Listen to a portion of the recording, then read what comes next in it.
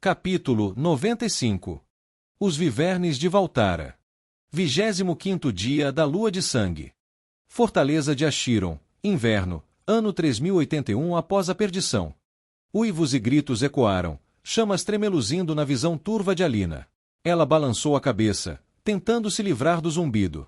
Debaixo dela, sentiu Rinvar gemer, e o pânico a invadiu. Ela se agarrou às fivelas e correias que a prendiam nas costas do Viverne, arrancando-as. Deslizou até o chão, suas costelas rangendo ao tocarem a pedra. Alina correu até a cabeça de Rinvar, passando as mãos pelas suas escamas, enquanto os olhos azuis profundos dele a fitavam. Está tudo bem, ela sussurrou, encarando aqueles olhos que haviam sido seu consolo por tanto tempo. Ela olhou ao longo do corpo dele e viu uma de suas pernas quebrada e um pedaço de lança cravado em seu ombro. Você vai ficar bem. O dragão sibilou e gemeu, com o peito a arfar. Segure firme, entendeu? Você não tem permissão para morrer. É a minha vez de protegê-lo. Com a lâmina e com o sangue. Alina desembainhou a espada e encostou a cabeça no focinho de Rinvar. Não hesite, sussurrou para si mesma, repetindo as palavras que ouvia Daine dizer todos os dias. Não cogite a misericórdia. Ela contornou o flanco de Rinvar e encontrou 8 guerreiros com couraças de bronze e saias brancas, empunhando Ordos e Valina, de costas para ela. Aezon Virandran e 3 de seus companheiros estavam com eles. Nada passa por esta linha, rugiu Savrin, batendo sua valina contra seu ordo. Além dele, mais de 100 guerreiros Coraklon haviam se desvencilhado da luta e marchavam em direção a eles formando uma cerrada muralha de escudos. Protejam sua rainha. Alina caminhou para se juntar a eles, inspirando profundamente e expirando lentamente, seus dedos se contraindo ao redor do cabo de sua espada. Ela deslizou seu escudo Dardig das costas, pequeno e leve. Como você chegou até mim tão rápido? Perguntou Alina, enquanto se colocava entre Savrin e Aezon, preparando-se para o combate. Ele nunca te perdeu de vista, disse Aezon, inclinando a cabeça para Savrin sem desviar o olhar dos guerreiros que se aproximavam. Savrin tirou o ordo do ombro e o entregou a Alina, pegando em troca o Dardig menor dela. Alina tentou recusar, afastando a mão do homem, mas ele insistiu. Meu propósito é ser seu escudo, minha rainha. Deixe-me cumprir esse propósito. O homem estalou o pescoço e se virou para encarar os guerreiros Coraklon. Alina olhou para a fileira para ver quais de seus guardas estavam faltando, Saralis e Rava. Que Achiron te receba em seus salões, ela sussurrou. Olhou para trás, para Rinvar, que se endireitara com dificuldade, com sangue escorrendo do ombro e o peso apoiado na perna direita. Raios púrpura rasgaram o céu de uma torre e foram interceptados por arcos de relâmpago azul que romperam dos dedos de Vermatalizair, a luz flamejando contra a pedra cinzenta da fortaleza. Você consegue lidar com isso? Perguntou Verma a Aezon, gesticulando em direção aos guerreiros Coraklon. Ele assentiu com a cabeça. Pilvir, Andira, venham comigo. Vamos derrubar uma torre. Alina olhou para a torre em direção à qual o mago correrá. Um dos 3 picos de Achiron. 190 metros de altura, esculpida em pedra maciça da montanha. À medida que os guerreiros Coraklon se aproximavam, iniciaram uma investida lenta, e Aezon avançou. O ar pareceu se mover ao redor das mãos do homem, centenas de lascas de rocha quebrada se elevando. Uma onda de ar levantou poeira e as lascas dispararam como flechas, ricocheteando nos escudos e cortando pescoços e pernas. Ele investiu e ergueu a mão. Uma onda de força impactante abriu caminho através da muralha de escudos Coraklon. Alina apanhou uma lança caída e lançou-se para frente. Não se podia permitir que aquela muralha de escudos se reformasse. Savrin, Glaucus, Olivian e Alcon acompanharam na passo a passo, 2 à esquerda, 2 à direita, enquanto Vair, Evrian, Baris e Carilin ocupavam a retaguarda. Eles invadiram a brecha criada por Aezon, dizimando soldados Coraklon enquanto estes tentavam se reerguer. Alina baixou o ombro, uma lança passando raspando por sua cabeça, e então cravou a lança na garganta do portador, arrancando-a com um jato de sangue. Ela girou, abaixando-se para evitar o próximo golpe, depois ergueu o braço e esmagou a borda do escudo contra o rosto de um Coraklon, a proteção nasal do capacete cedendo, o nariz quebrando e a mandíbula estalando. Savrin passou por ela num instante. O homem movia-se como um espírito, seus pés mal tocando o chão, sua lança pintando a morte a cada golpe. Alina nunca o vira lutar quando criança, quando ele estava no auge de seus poderes, mas tremia só de pensar em como aquele homem poderia ter sido um guerreiro ainda maior. O próprio Achiron teria inveja daquela cena. Conforme os soldados Coraklon o cercavam e os Lorianos avançavam do lado de fora, gritos ecoavam pelo ar.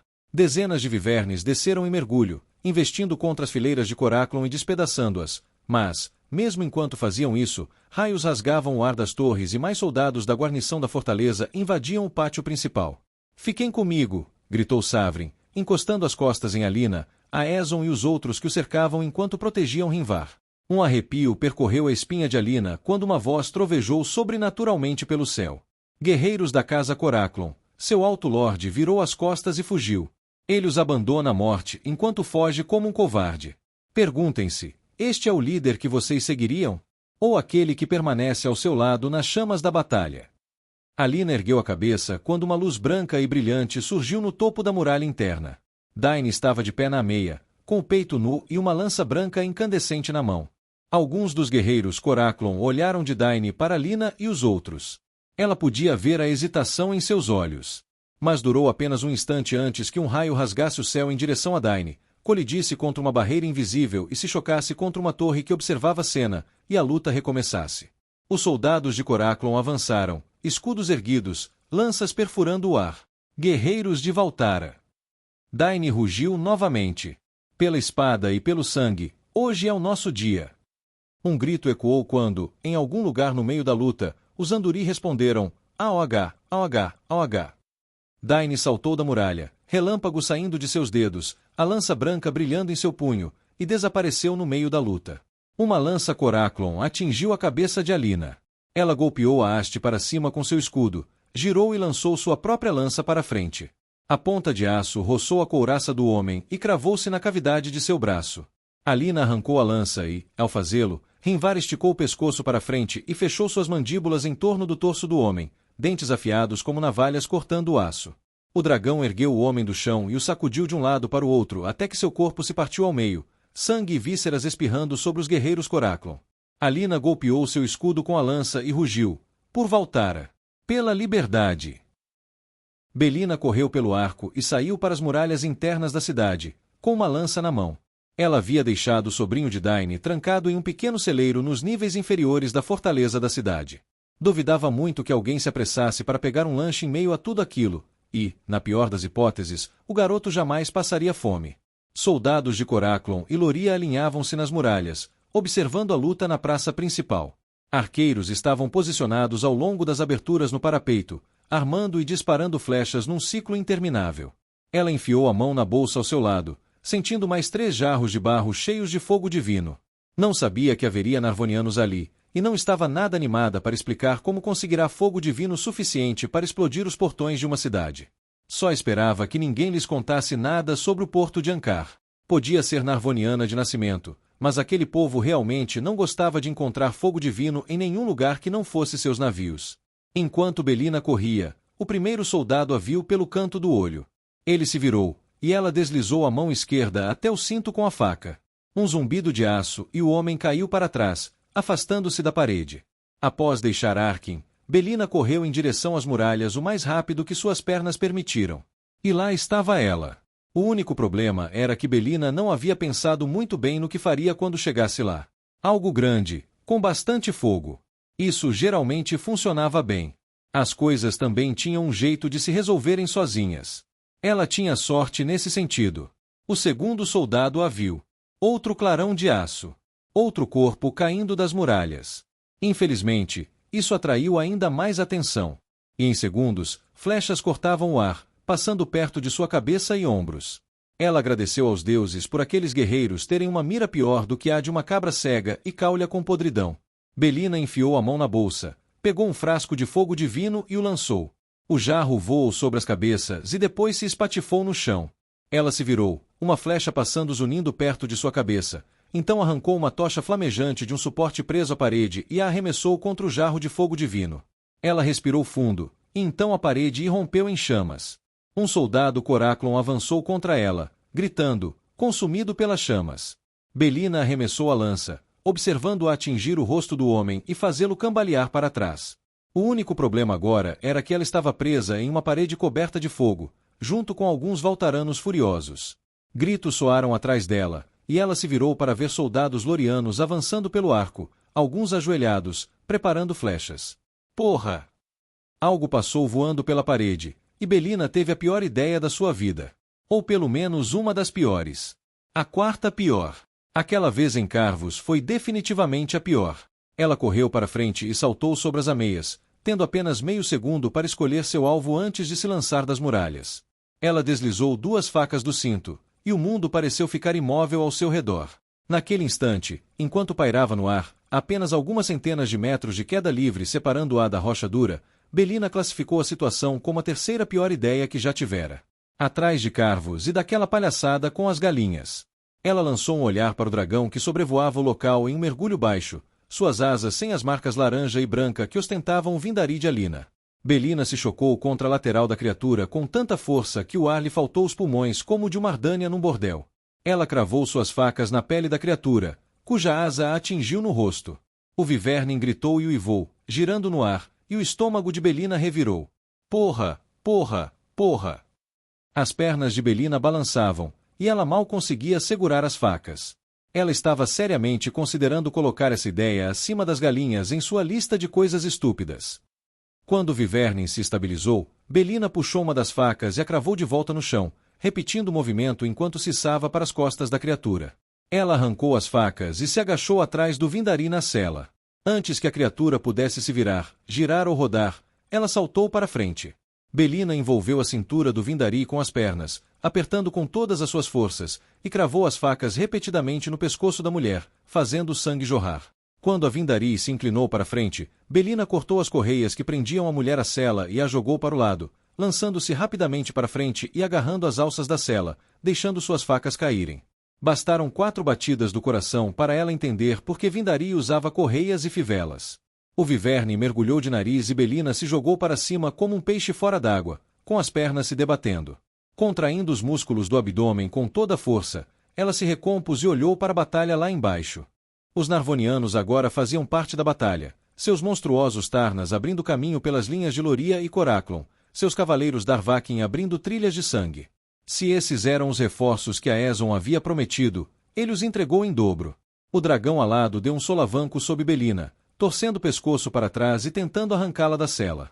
Comida não, ela rugiu, puxando outra faca do cinto e cravando-a no ombro da criatura. Comida não. O dragão gritou e mergulhou para a direita. Enquanto Belina se agarrava com toda a força que lhe restava, olhou para baixo e viu uma coluna azul e dourada marchando do interior da cidade. Milhares e milhares. Se eles passassem pelos portões e atacassem o flanco de Alina, a batalha seria curta. Belina estendeu a mão para trás, aliviada por ainda sentir os 2 frascos de fogo divino firmemente em sua bolsa. Muito bem, disse ela para si mesma, olhando das chamas implacáveis nas paredes para a coluna de Coraclons em marcha. Como diabo se pilota essas coisas? Ela estendeu a mão e cravou uma segunda faca no outro ombro do dragão.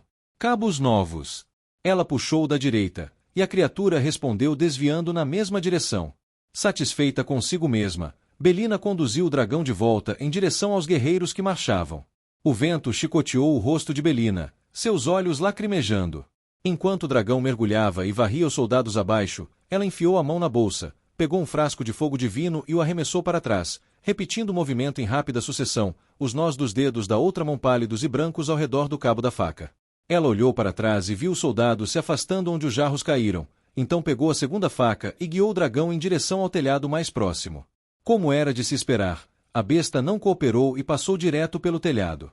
Ao que parece, ela deveria ter pensado em descer do dragão antes de saltar para cima dele. Enquanto o dragão alado despencava em direção ao chão, com sangue escorrendo ao redor das facas cravadas em sua pele e suas asas batendo inutilmente ao lado do corpo, Belina respirou fundo e se preparou. Um batimento cardíaco passou, o vento açoitando-a, seus pulmões se enchendo. 2 batimentos cardíacos. 3. 4. Os dragões varreram os soldados, as pontas das lanças tilintando contra suas barrigas. 5 batimentos cardíacos. Dai-me que agradeça a ela por isso. Pouco antes do dragão cair na rua, Belina saltou da cela, com um soldado desavisado amortecendo a aterrissagem. Ela se chocou contra o homem e, em seguida, bateu com força no chão, sentindo algo estalar em seu braço esquerdo. Ela rolou, com a pele rasgada e pedras batendo contra seu corpo. Quando finalmente parou de rolar, sua cabeça girou e ela mal conseguia sentir o braço, exceto pela dor excruciante. Ela conseguia sentir. Belina se endireitou com dificuldade, olhando para baixo e vendo um pedaço de osso quebrado saindo do seu braço. Porra! Ela fez uma careta, depois olhou para cima e viu que toda a coluna de soldados Coraklon havia parado abruptamente, os que estavam na retaguarda agora encarando. Uma tocha estava pendurada em um aplique na parede a poucos metros de distância. Socorro! Ela gritou, olhando para a tocha. Meu braço está quebrado. Minha Viverne, ela se foi. Belina mancava em direção aos soldados, que ainda hesitavam, aproximando-se dela com cautela. Como deveriam. Quando os mais próximos relaxaram por um instante, Belina disparou em uma corrida, agarrou a tocha com o braço bom e a arremessou no meio da multidão de soldados. Enquanto a tocha girava no ar, Belina rezou para todos os deuses em que conseguia pensar. E quando sua mente se voltou para Eliara, gritos rasgaram a noite e um inferno flamejante se alastrou. Os soldados mais próximos dela voltaram-se para seus companheiros que estavam sendo engolidos pelo fogo divino, e enquanto faziam isso, Belina fugiu por uma rua lateral para a noite. Anduri! Rompam!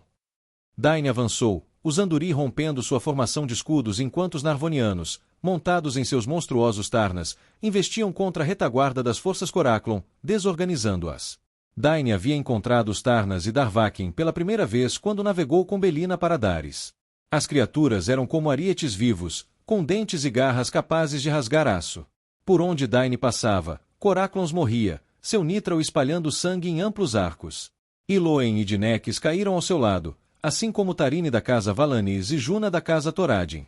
Eles abriram caminho em direção a Alina e os outros enquanto Daine rugia as palavras de Marlin. Não hesitem. Não pense em misericórdia, respondeu Dineques, arrancando sua lança da garganta de um Coraklon. Você é o Anduri da casa Teres. Ele rugiu novamente, sentindo a adrenalina da batalha dominá-lo, a sede de sangue. Você é a morte e a libertação. Você é a escuridão que todos os homens temem. Ah! Oh! Veio a resposta. Orgulho e fervor o invadiram. Esses homens e mulheres eram os Anduri de Daine. As histórias lendárias conheceriam seus nomes, escritos com o sangue de seus inimigos. Eles seriam as lanças que libertariam Valtara, ou morreriam tentando. Daine saltou para frente, esquivando-se de um golpe de lança, e golpeou com seu escudo a testa de um Coraklon, sentindo o crânio se partir sob o impacto. Ele não deveria ter forças no corpo, nem poder para erguer o escudo ou brandir a lança. Mas o ódio o consumia, a fúria se recusava a deixá-lo morrer. Loren Coraklon e todo o seu nome seriam apagados da face da terra. Em meio à luta, Daine viu um rosto que lhe trouxe alegria ao coração. O rosto de um homem que ele vira apenas alguns dias antes, Gaimal, o filho mais velho de Loren. Daine avançou, desviando um golpe de lança com seu escudo, os olhos fixos em seu alvo. Gaimal virou-se a tempo de o nitral de Daine errar o peito do homem e, em vez disso, cortar a carne de seu braço. Gaimal girou ainda mais e abaixou seu escudo. Daine rugiu e firmou um pé no escudo do homem, chutando com toda a sua força. Gaimal caiu para trás, batendo com força no chão. Daine saltou sobre ele. Ele brandiu o braço que segurava o escudo, a pesada borda quebrando o braço de Gaimal que empunhava a espada com estalo, o osso rasgando a pele, o sangue jorrando. Com um giro de quadril, Daine cravou seu nitral no braço do homem que segurava o escudo e o rasgou através do músculo e da carne. Ele colocou o pé sobre o peito da couraça de Gaimal, enquanto o homem gritava de agonia. Havia piedade no coração de Daine, mas a lembrança de Baren sangrando até a morte em seus braços incendiou essa piedade. Você será o primeiro, disse Daine, olhando para Gaimal. O primeiro a pagar pelos pecados de seu pai. Mas você não será o último. Você morre hoje porque seu pai traçou seu caminho. Um homem deve saber por que morreu. Daine cravou seu nitral no peito de Gaimal e encarou os olhos do homem enquanto sua luz desaparecia. Ao seu redor, a batalha estava diminuindo. Os Narvonianos estavam em força total, varrendo o pátio em suas armaduras negras douradas, seus corcéis monstruosos incutindo medo nos corações de Lorianos e Coraclonianos. Ele observou um dos Isildanos de Narvona brandir sua enorme glaive das costas de um Darvakin, aquela gloriosa placa perolada de concha de Ataluz reluzindo à luz das chamas. Raios e labaredas cortavam seu caminho, mas a armadura de Ataluz os absorvia. Daine já havia testemunhado o poder da concha de Ataluz em Narvona, mas apenas como um simples pingente. Uma armadura completa era algo totalmente diferente. Faziam séculos desde a última invasão de Narvona, e os magos de Loria não tinham resposta para esse tipo de poder. Anduri! Rugiu Daine. Esta noite, o Viverne da casa Teres sobrevoará a fortaleza de Achiron. A liberdade de Valtara está aqui, você a conquistará. Ah, ó. O Anduri de Dain o cercou, abrindo caminho entre os defensores da fortaleza, o Viverne brilhando em seus escudos. Ele cravou seu nitral na garganta de uma mulher, arrancando-o com um puxão brusco, o sangue jorrando. Ao fazer isso, avistou a Aeson serpenteando pelo caos, suas lâminas um borrão, corpos caindo a cada passo. Verma investiu contra ele, os dois se movendo como se estivessem entrelaçados. Gritos ecoaram à direita de Dain, e um Viverne se chocou contra o chão, esmagando soldados de Loria sob si. Mais 3 Vivernes caíram, seguidos por um coro de gritos e rugidos no céu. Centenas de Vivernes pousaram nas paredes e em trechos de rocha, suas asas pintadas com listras laranja e brancas. Os Vindari de Alina haviam assegurado o domínio aéreo. O ar estava carregado de uma tensão palpável, todos os olhares fixos nos Vivernes. Um a um, os defensores da fortaleza de Achiron largaram suas armas e caíram de joelhos, o som dos escudos Ordo tilintando ecoando pelo pátio. Um mago de Loria se abriu para a centelha, mas antes que pudesse liberar qualquer coisa, Mera e Aldin se lançaram do alto das muralhas da muralha externa e o Viverne fechou suas mandíbulas em torno da cabeça do mago. Aldin arrancou a cabeça e o pescoço do homem, esmagou seu crânio, cuspiu os restos no chão e rugiu. Qualquer Loriano ou Coraclon que ainda estivesse de pé caiu de joelhos. Um arrepio percorreu o corpo de Dain, fazendo com que seus pelos se eriçassem, suas pernas cedendo sob ele, seus joelhos estalando na pedra. Tanto Dineques quanto Iloen agarraram seus ombros. Andurius. Dineques o examinou de cima a baixo. Onde você está ferido? O corpo inteiro de Dain doía e gemia, e as crostas se abriram, com sangue escorrendo de centenas de cortes. Lágrimas rolaram de seus olhos. Quase 14 anos desde a morte de seus pais. Anos passados no exílio, vagando e esperando. Ele balançou a cabeça, enxugando as lágrimas, com o fogo ardendo ao seu redor. Estamos livres. Estamos livres. Alina ficou ao lado de Rinvar depois que a batalha se acalmou e os defensores de Kipe haviam deposto suas armas. Verma Talisair estava debaixo da asa do dragão, fazendo tudo o que podia para remediar o dano. Embora tivesse avisado Alina que Rinvar talvez nunca mais voltasse a voar. Você sempre estará ao meu lado, sussurrou Alina, colocando a mão sobre as escamas de Rinvar. Após alguns instantes, ela se virou e contemplou as consequências do combate. As chamas ainda consumiam as paredes e todo o pátio, iluminando corpos por toda parte. Como ele está? Perguntou Savrin, com sangue cobrindo cada centímetro da armadura do homem. Alina não respondeu com palavras. Ela não tinha palavras. Era sua tarefa proteger Rinvar, assim como era dele protegê-la. Ela havia falhado nessa tarefa. Saralize Ravan, disse Alina, mudando de assunto. Mais alguém. Perto do fim, Baris levou uma lança no pescoço. Eles lutaram como deuses, disse Alina, passando lentamente por Savrin. Com certeza, Vossa Graça. Você também, Savrin. Alina fez uma pausa e olhou nos olhos do homem. Você conquistou essa armadura e conquistou seu lugar entre os heróis de Valtara. Você é tudo o que meu pai sempre disse que você era. Sou uma sombra, Vossa Graça. Não somos definidos pelos nossos erros, Savrin. Não completamente. É uma honra tê-lo ao meu lado. A honra é minha e somente minha. Savrin olhou para algo atrás dela. E é um privilégio estar aqui para ver isso. Alina seguiu o olhar de Savrin em direção aos portões da cidade interior. Aldin estava empoleirado em uma torre alta, suas escamas vermelhas reluzindo. E nessa torre, 2 bandeiras tremulavam ao vento. Uma ostentava o dragão da casa Ateres marcado em laranja sobre um fundo branco. A outra exibia 2 dragões negros enrolados em torno de uma lança branca sobre um fundo laranja. O emblema de uma Valtara livre. Os Vivernes de Valtara voam novamente, sussurrou Savrin, pressionando o punho fechado contra o peito. Um grito ecoou atrás de Alina. Minha rainha! Ela se virou e viu um homem apontando para os portões internos. Dain caminhou em direção a ela, ferido e ensanguentado. Ele tropeçou, carregando alguém nos braços.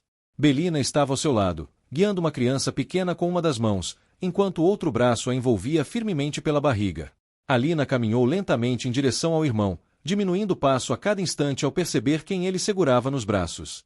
Baren a usará como um instrumento, como uma moeda de troca. Tirara dela o filho, roubara seu amor. Fizera tantas coisas, e Alina o odiava por isso. Odiava-o. Como ele pôde fazer aquilo com ela? Ela era sua irmã, sua irmãzinha. Mas mesmo assim, com todo aquele ódio fervilhando dentro dela, seu coração se apertou ao ver Daine segurando o irmão nos braços como se fosse um bebê, com sangue espalhado pelo corpo dilacerado de Baren. Ela nem sequer tinha chegado perto de Daine quando ele caiu de joelhos, abraçando Baren com força. A visão daquilo a devastou. Alina se ajoelhou diante dos irmãos e afastou os cabelos do rosto de Baren. Conseguimos, irmãozão. Conseguimos. As lágrimas que brotaram a atingiram como uma represa rompida. Eu queria que tudo tivesse sido diferente. Eu queria, com todo o meu coração, não te odiar e te amar ao mesmo tempo. Ela se inclinou sobre o corpo do irmão morto e o abraçou, pressionando a bochecha contra dele. Conseguimos, sussurrou Daine, repetindo suas palavras. Valtara está livre. Valtara está livre, respondeu Alina.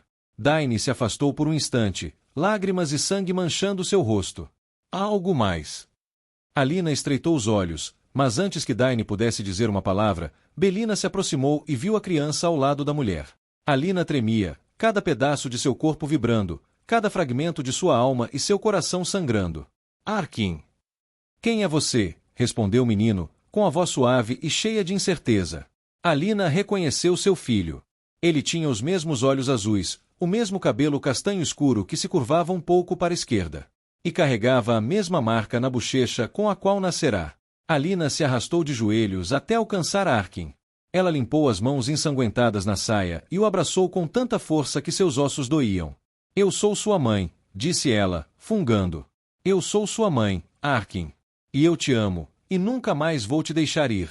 Ela respirou fundo mais uma vez, fechando os olhos enquanto segurava o filho que pensava ter perdido para sempre. Eu sou sua mãe, repetiu. As palavras eram quase mais para si mesma do que para Arkin. Eu sou sua.